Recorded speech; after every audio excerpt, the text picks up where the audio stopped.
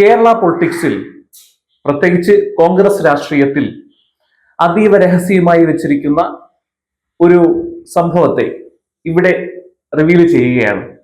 കേരളത്തിന്റെ രാഷ്ട്രീയ മേഖലയിൽ, കോൺഗ്രസിന്റെ രാഷ്ട്രീയ മേഖലയിൽ വളരെ പ്രശസ്തനും പ്രഗത്ഭനുമായ ഒരാളിൽ നിന്നും നമ്മൾക്ക് കിട്ടിയ ഫൈനൽ ഇൻഫർമേഷൻ ആണ് ഞാൻ ഈ വെളിപ്പെടുത്താൻ പോകുന്നത്. ഇത് അദ്ദേഹത്തിന്റെ അത് പറയാനുള്ള അനുവാദമുണ്ട്, പക്ഷെ പേര് പറയില്ല. ആരാണ് നമ്മളോട് ഷെയർ ചെയ്തത് എന്നുള്ളത് പേര് പറയാൻ തൽക്കാലം നിവൃത്തിയില്ല. അത് ഇലക്ഷൻ റിസൾട്ട് വന്നതിന് ശേഷം ഞാനത് വെളിപ്പെടുത്തുന്നതായിരിക്കും. കേരളത്തിന്റെ അടുത്ത മുഖ്യമന്ത്രി ആര് എന്നുള്ളൊരു വലിയൊരു ചോദ്യം നമ്മളെല്ലാവരും ചോദിക്കുന്നുണ്ട്, അല്ലെ? എന്നാൽ ആ ചോദ്യത്തിന്റെ ഉത്തരം ഓൾറെഡി സെറ്റ് ചെയ്ത് വെച്ചിരിക്കുകയാണ്.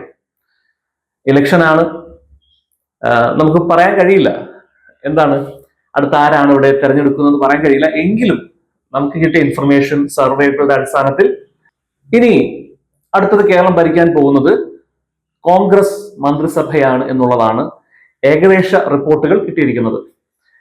അതിൽ തന്നെ ആരാണ് അടുത്ത മുഖ്യമന്ത്രി, ആരാണ് ആഭ്യന്തരമന്ത്രി എന്നുള്ള രണ്ട് ചോദ്യങ്ങൾക്കുള്ള ഉത്തരം ഓൾറെഡി സെറ്റായി കഴിഞ്ഞു. പിന്നെ ഈ കാണിക്കുന്നത്, അതായത് അടുത്ത മുഖ്യമന്ത്രിയെ തെരഞ്ഞെടുക്കുന്നതും അതുപോലെ തന്നെ അതിന്റെ ഡിസ്കഷനും ഒക്കെ നാടകീയമായ കുറച്ചു തിരക്കഥയിൽ ഒരുക്കിയെടുത്ത ചില കാര്യങ്ങൾ മാത്രമാണ്.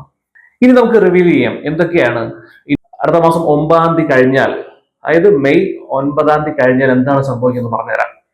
ഒന്നാമത്തെ കാര്യം, നമുക്കറിയാം വി.ഡി. സതീശൻ ആൻഡ് രമേശ് ചെന്നിത്തല, ഇവർ രണ്ടുപേരുമാണ് അടുത്ത മുഖ്യമന്ത്രി സ്ഥാനത്തേക്ക് വേണ്ടി ഏകദേശം തയ്യാറായി മുഖ്യമന്ത്രി കുപ്പായം തയ്ച്ചു നിൽക്കുന്ന രണ്ടുപേർ, അതുപോലെ ആഭ്യന്തരവും. ഇതിനിടയിൽ മുസ്ലിം ലീഗും ഉണ്ട്, അത് ഞാൻ പറഞ്ഞു തരാം. അപ്പോ വി.ഡി. സതീശനെ ഒരു വിഭാഗം ജനങ്ങൾ സപ്പോർട്ട് ചെയ്യുമ്പോൾ മറ്റൊരു വിഭാഗം ജനങ്ങളും സംഘടനയും ഒക്കെ രമേശ് ചെന്നിത്തലയെ സപ്പോർട്ട് ചെയ്യുന്നു. അപ്പോ കുറെ നാളുകളായിട്ട് തന്നെ, ഇലക്ഷന് മുമ്പ് കുറെ നാളുകളായിട്ട് അതിനൊരു തർക്കം, ഒരു അദൃശ്യമായ തർക്കവും അദൃശ്യമായ വടംവലിയൊക്കെ കേരളത്തിലെ കോൺഗ്രസ് രാഷ്ട്രീയത്തിൽ നടന്നുകൊണ്ടിരിക്കുകയായിരുന്നു.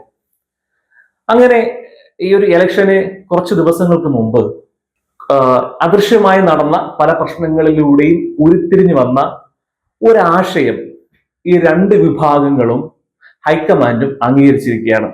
അതെന്ന് പറയുന്നത് വേറൊന്നുമല്ല, അടുത്ത കോൺഗ്രസിന്റെ മന്ത്രിസഭയിൽ 2.5 വർഷക്കാലം, ആദ്യത്തെ 2.5 വർഷക്കാലം രമേശ് ചെന്നിത്തലയും അത് കഴിഞ്ഞുള്ള 2.5 വർഷക്കാലം വി.ഡി. സതീശനുമാണ് കേരളത്തിന്റെ അടുത്ത മുഖ്യമന്ത്രി പദത്തിനായി പറഞ്ഞു വെച്ചേക്കുന്ന രണ്ട് വ്യക്തികൾ എന്ന് പറയുന്നത്. ആദ്യത്തെ ടേണിൽ 2.5 വർഷക്കാലത്തോളം ശ്രീ രമേശ് ചെന്നിത്തലയാണ് കേരളത്തിന്റെ മുഖ്യമന്ത്രി. ആ സമയത്ത് രമേശ് ചെന്നിത്തല മുഖ്യമന്ത്രിയാകുമ്പോൾ വി.ഡി. സതീശനാണ് ആഭ്യന്തരം കൈകാര്യം ചെയ്യുന്നത്. ഒപ്പം തന്നെ അടുത്ത 2.5 വർഷക്കാലത്തോളം വി.ഡി. സതീശനാണ് കേരളത്തിന്റെ മുഖ്യമന്ത്രി. ആ അടുത്ത 2.5 വർഷക്കാലം ആഭ്യന്തരമന്ത്രിയായിട്ട് രമേശ് ചെന്നിത്തലയും ഉണ്ടാവും. ഇതാണ് കോൺഗ്രസിന്റെ ഉള്ളിൽ നടക്കുന്ന ഡീലിന്റെ, അതായത് മുഖ്യമന്ത്രി പദത്തിലേക്കുള്ള ഡീലിന്റെ ഫൈനൽ ഫ്രെയിം എന്ന് പറയുന്നത്. ബാക്കിയൊക്കെ നാടകങ്ങൾ മാത്രമാണ്. ഇനി മറ്റൊരു കാര്യം, ഇതിൽ മുസ്ലിം ലീഗ് ഉപമുഖ്യമന്ത്രി പദത്തിനായി പറഞ്ഞു വെച്ചിട്ടുണ്ട്. നമുക്ക് കിട്ടിയ റിപ്പോർട്ടിൽ മുസ്ലിം ലീഗിന്റെ ഒരു ഉപമുഖ്യമന്ത്രി സ്ഥാനം കൂടി ചോദിക്കാൻ സാധ്യതയുണ്ട്. അത് ഉപമുഖ്യമന്ത്രി ഒരു സ്ഥാനം വരികയാണെങ്കിൽ അത് കുഞ്ഞാലിക്കുട്ടി ആയിരിക്കും എന്നുള്ളത് കൂടി നമുക്ക് കിട്ടിയ വിവരത്തിന്റെ അടിസ്ഥാനത്തിൽ നമുക്ക് പറയാൻ കഴിയും. അപ്പൊ തീർച്ചയായിട്ടും ഇപ്പൊ കാണുന്ന നാടകങ്ങളൊക്കെ വെറുതെയാണ്. അതൊക്കെ ജസ്റ്റ് നമ്മളെ കണ്ണിൽ പൊടിയിടാനും മറ്റു കാര്യങ്ങൾക്ക് വേണ്ടി മാറ്റിവെക്കുന്നു. ഒരു ഫൈനൽ കാര്യം, ഈ ഇലക്ഷന്റെ ഫൈനൽ കാര്യം ഇത് മാത്രമാണ്. അടുത്ത മാസം 9 തീയതി ഇലക്ഷൻ റിസൾട്ട് പ്രഖ്യാപിക്കുമ്പോൾ കോൺഗ്രസ് മന്ത്രിസഭ അധികാരത്തിൽ വരികയാണെങ്കിൽ ഞാൻ പറഞ്ഞ പോലെ തന്നെ ആദ്യത്തെ 2.5 വർഷക്കാലം ശ്രീ രമേശ് ചെന്നിത്തലയും അടുത്ത 2.5 വർഷക്കാലം ശ്രീ വി.ഡി. സതീശനുമാണ് കേരളത്തിന്റെ മുഖ്യമന്ത്രി. ഓക്കെ.